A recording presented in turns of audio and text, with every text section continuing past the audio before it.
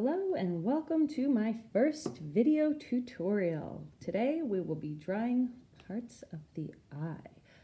We're going to be breaking this video series up into two parts, first drawing the light outline and then adding shading in the next video. So today, first step, you're going to need to set up a mirror or a photo reference so you can see right in front of me right here. Hi guys, I have a mirror set up and I have my paper and my pencil right in front of me. And today we're going to start by just plotting the proportions. We're going to be looking at, like I said, either a mirror or a photo reference of your eyes. And so you want to make sure, number one here, key thing, is that you are looking when you are drawing. So you need to have a reference in front of you. Before you start drawing the actual parts of the eye, though, you will need to set up some plot lines. So first, we're going to plot out just a vertical line. This is going to represent the line that divides your face in half. And you'll notice we're not drawing the face or anything like that. We're just focusing on practicing the eyes today. So here we have a vertical line, and this will be the line that divides your two eyes. And then also we will need to draw a horizontal line, and this will be the line that our eyes sit on.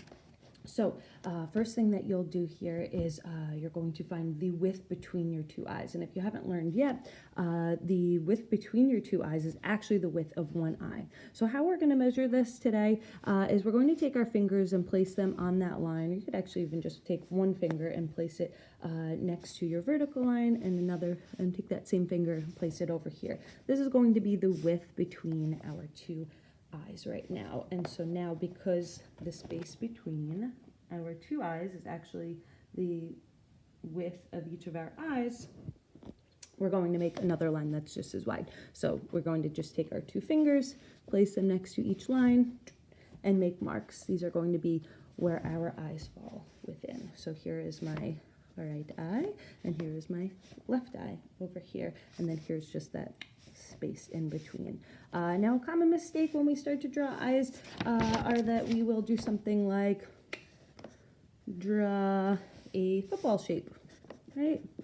And maybe with like little legs that come out like a little spider. We draw from our mind pretty much. So please, let's avoid drawing from our mind. We really want to start by looking. So we have this horizontal line here plotting. That's going to represent kind of the line that cuts between our eyes, but we don't want to create just two, like just an almond shape that's cut simply in half. Instead, what we're going to start by doing is really looking at that outer contour. So I'm going to start with my pencil at this edge right here.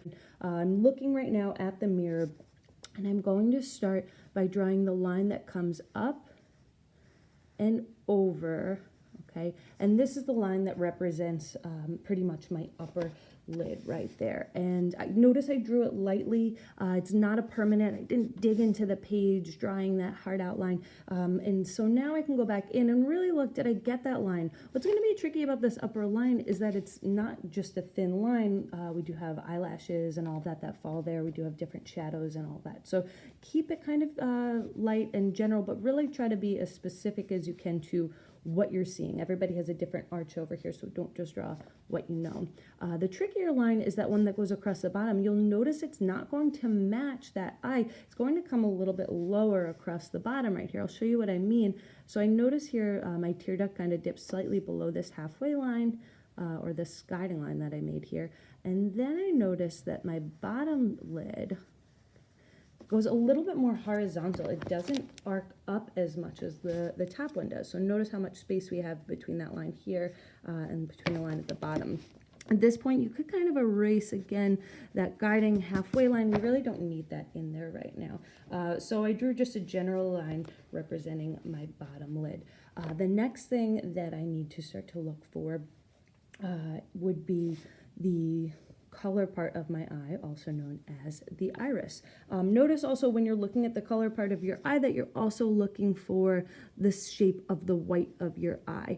A common mistake people will make here is that within that almond shape that people tend to draw when drawing their eye, is that they'll just kind of draw like parentheses or something like that, and then maybe like a little dot in the center. And like I said, those little twiggy legs. We really want to avoid drawing what we know here, and now instead really look at the shape of that iris within that shape you just made for yourself right here. So I'm looking and I'm noticing that when I look in the mirror, I'm not looking very wide-eyed right now where I see the whites above my eye. I actually see, hard I'm looking down at the camera, I see that the top part of my eye, or my upper lid, is cutting off part of the iris, and then I do actually see a little bit of that circle at the bottom. So that's what I did here, kind of cut off the upper part right there, and did show that circle at the bottom. You'll notice I did leave a considerable amount of space right here.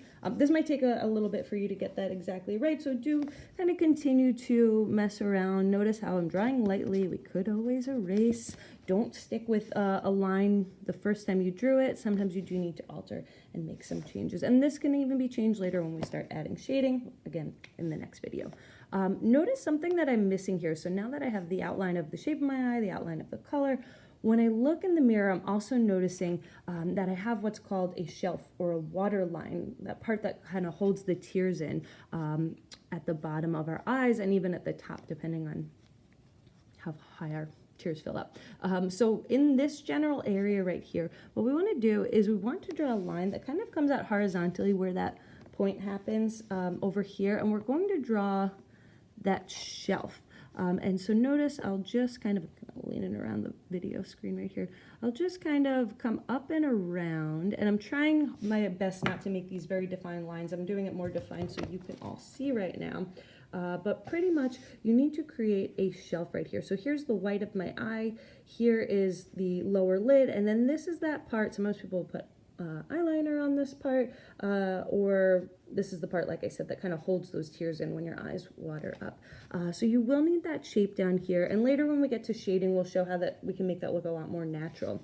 You'll notice that after I drew that little horizontal line right here, there's this space up here. We do also have a water line at the top. Usually we only see a little portion of it out of the corner of our eye when we're looking straight at ourselves. So we see most of the water line at the bottom and then just a little portion. It does continue all the way around, but our lashes and pretty much our angle and our perspective is blocking it right there.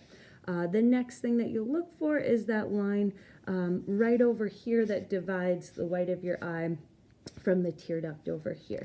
And again, when we start to add shading, that's when things are going to get a lot more detailed and start to make a bit more sense, but you can start to see the outline I have going on here.